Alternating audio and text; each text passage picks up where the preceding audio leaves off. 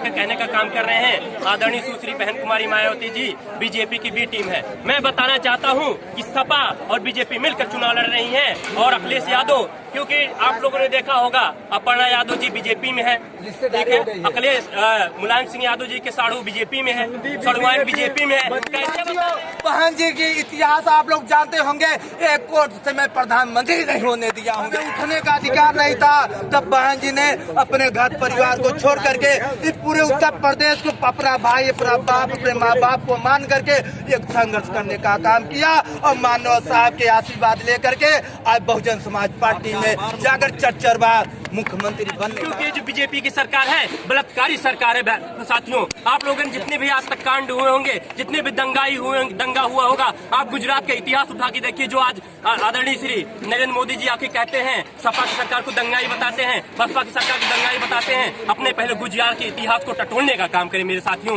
इसी के साथ मैं बताना चाह रहा हूँ, आप किसी छलावे में न आइए, आप किसी बहकावे में न आइए। आपका एक एक वोट बहुमूल्य है, आपका जो वोट का अधिकार वो भी बहुमूल्य है प्यारे साथियों। और अब की बार बहन कुमारी मायावती जी, क्योंकि हमारे साथ ब्राह्मण भी है, हमारे साथ क्षत्रिय भी है, हमारे साथ मौर्य भी, सर्व समाज। नमस्कार, आप देख रहे हैं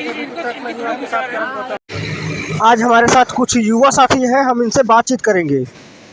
मैं एक बूथ को यहाँ समुंदर लिखा गया, भारत का इतिहास निरंतर लिखा गया, एकलव्य का अंगूठा दक्षिणा में काटकर अर्जुन को सर्वश्रेष्ठ धनुर्धर लिखा गया। मैं मेरे विद्वान साथियों से बताना चाहता हूं, अब की 2022 में बहन कुमारी मायावती जी की पूर्ण बहुमत की सरकार बनने जा रही है। किसी छलावे में ना आए, किसी बहकावे में ना आए। कुछ लोग एक तक गाँव हर एक बूथ पर जाकर कहने का काम कर रहे हैं आदरणीय सुश्री बहन कुमारी मायावती जी बीजेपी की बी टीम है। मैं बताना चाहता हूँ कि सपा और बीजेपी मिलकर चुनाव लड़ रही है और अखिलेश यादव, क्योंकि आप लोगों ने देखा होगा अपर्णा यादव जी बीजेपी में है, ठीक है, अखिलेश मुलायम सिंह यादव जी के साड़ू बीजेपी में है, सड़ुआइन बीजेपी में है। कैसे बता रहे हैं? इनकी बहुत पुरानी रिश्ता है, जो बहन जी के ऊपर आरोप लगाया जाता है मनवादियों के द्वारा और ये सपा के द्वारा। साथियों, बहन जी की इतिहास आप लोग जानते होंगे, एक वोट से मैं प्रधानमंत्री नहीं होने दिया हूँ। मेरे खून में, हमारे ब्लड में गद्दारी नहीं है साथियों, हमारा ब्लड वो है जो मैं पूरे बहुजन समाज को हक और अधिकार देने का काम करता हूँ। हमारे युवा, हमारे समाज के लोग जो बहन जी पे उंगली उठाते हैं, आज के युग में अपनी बहनें एक बार सिर्फ 2 गांव में भेजकर देख लो, औकात पता चल जाएगा। उस समय जब हमें बैठने का अधिकार नहीं था, हमें उठने का अधिकार नहीं था, तब बहन जी ने अपने घर परिवार को छोड़ करके इस पूरे उत्तर प्रदेश को अपना भाई, अपना बाप, अपने माँ बाप को मान करके एक संघर्ष करने का काम किया और मानव साहब के आशीर्वाद लेकर के आज बहुजन समाज पार्टी में जाकर चर्चा बार मुख्यमंत्री बनने का काम किया। साथियों, बहन जी की उंगली उठाने से पहले अपनी माताओं पर झांकिए। जब तुम्हारी माँ के पेट में होगी तो बहुजन समाज पार्टी के मसीहा मानव साहब के चेला बहन कुमारी मायावती समाज में थी। साथियों, प्रदीप भैया जिंदाबाद, भारत के जरिए तत्काल चाहिए, कोई मजलूम गरीब लाचार ना सताया जाए मेरे साथियों। फिर से इस सदी को भीमा बाई का लाल चाहिए साथियों। मैं आपको बताना चाह रहा हूँ अजय कुमार, मैं आपको अजय कुमार बताना चाह रहा हूँ, विद्वान साथी विदुषी बहनें जितनी भी देख रही हूँ, कि अब की बार 2022 में बहन कुमारी मायावती जी की सरकार बन रही है। बेरोजगारी दूर होगी, कानून व्यवस्था लाया जाएगा, क्योंकि जो बीजेपी की सरकार है बलात्कारी सरकार है साथियों। आप लोगों ने जितने भी आज तक कांड हुए होंगे, जितने भी दंगा हुआ होगा, आप गुजरात का इतिहास उठा के देखिए। जो आज आदरणीय श्री नरेंद्र मोदी जी आके कहते हैं सपा की सरकार को दंगाई बताते हैं, बसपा की सरकार को दंगाई बताते हैं, अपने पहले गुजरात के इतिहास को टटोलने का काम करें मेरे साथियों। इसी के साथ मैं बताना चाह रहा हूँ, आप किसी छलावे में न आइए, आप किसी बहकावे में न आइए। आपका एक एक वोट बहुमूल्य है, आपका जो वोट का अधिकार वो भी बहुमूल्य है प्यारे साथियों। और अब की बार बहन कुमारी मायावती जी, क्योंकि हमारे साथ ब्राह्मण भी है, हमारे साथ क्षत्रिय भी है, हमारे साथ मौर्य भी, सर्व समाज हमारे साथ मिलकर के चल रहा है प्यारे साथियों। और हमारा जो दलित समाज, हमारा जो 22% वोट है, कोडर वोट बैंक है, सबसे ज्यादा वोट बैंक है। और जो उत्तर प्रदेश में 30-32% वोट बैंक पाया जाता है प्यारे साथियों, उसकी सरकार होती है। निश्चित रूप से अपनी बहन कुमारी मायावती जी की सरकार बनने जा रही है। और इलाहाबाद में जो 22 सीटें हैं, बहन कुमारी मायावती पूर्ण बहुमत से यहाँ से जीतने जा रही हैं और 12 की 12 सीटें जीत रही हैं प्यारे साथियों। जय प्रदेश में पूर्ण बहुमत की सरकार बन गई है, पूर्ण बहुमत सरकार बन गई है। बस 10 तारीख को इंतजार है साथियों, 10 तारीख का हम दिखा देंगे।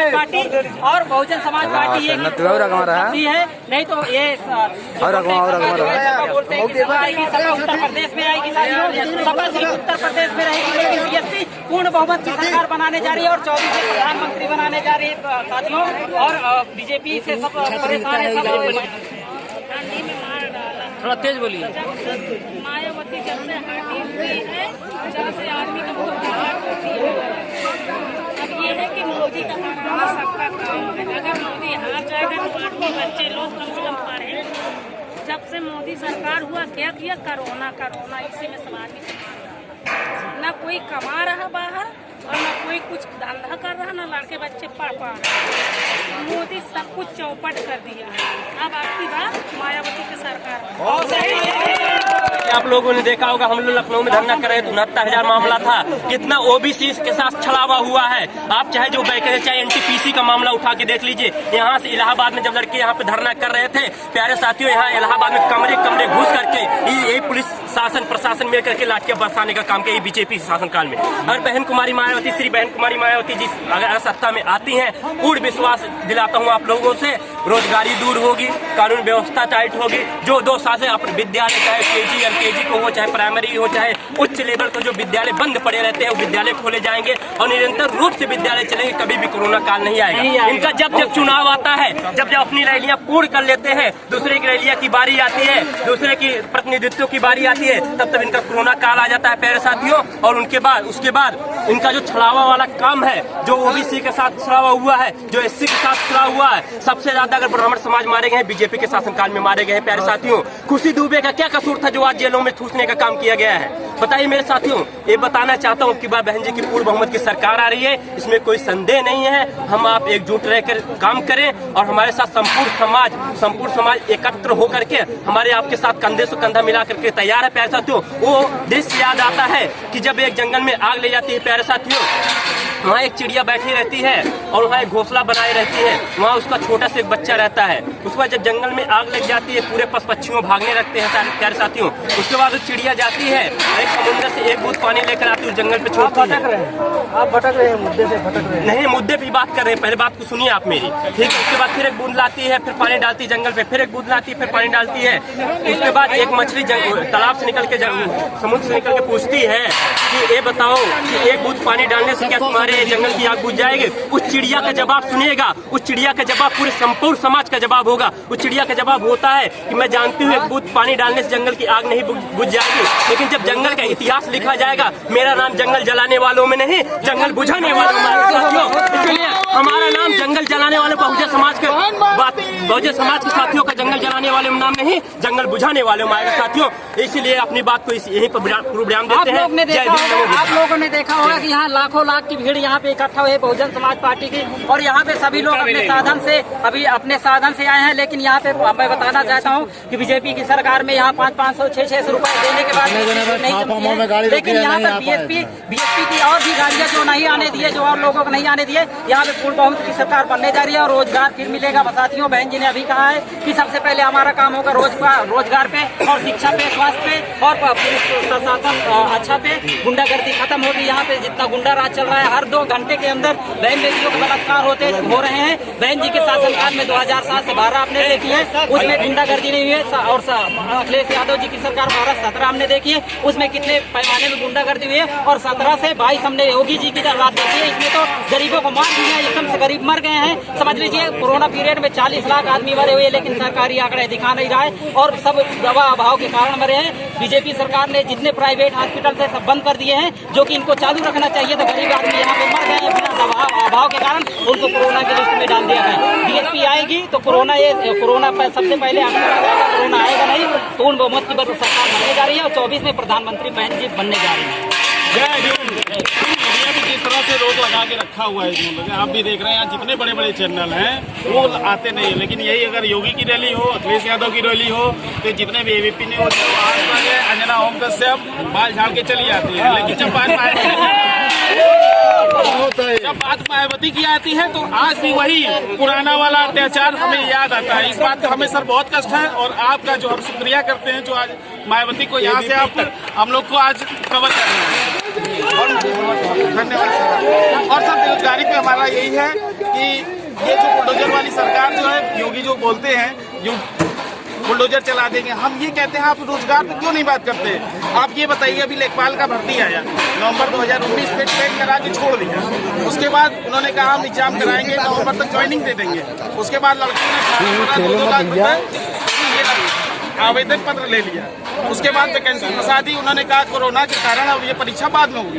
सर कोरोना के कारण जब ये चुनाव हो जा रहे हैं, इनका शेड्यूल जारी हो चुका है इतने बजे से और 10 बजे तक, 10 मार्च को इनका रिजल्ट आ जाएगा, तो भर्तियों का शेड्यूल क्यों नहीं जारी होता है? उन्हें एक बहाना क्यों बनाया जाता है? कोरोना का माध्यम बहाना, कोरोना के बाद एग्जाम होगा। और आरआरबी एनटीपीसी जितना भी सर देखिए जो बात हुआ किसी भी चैनल ने नहीं दिखाया।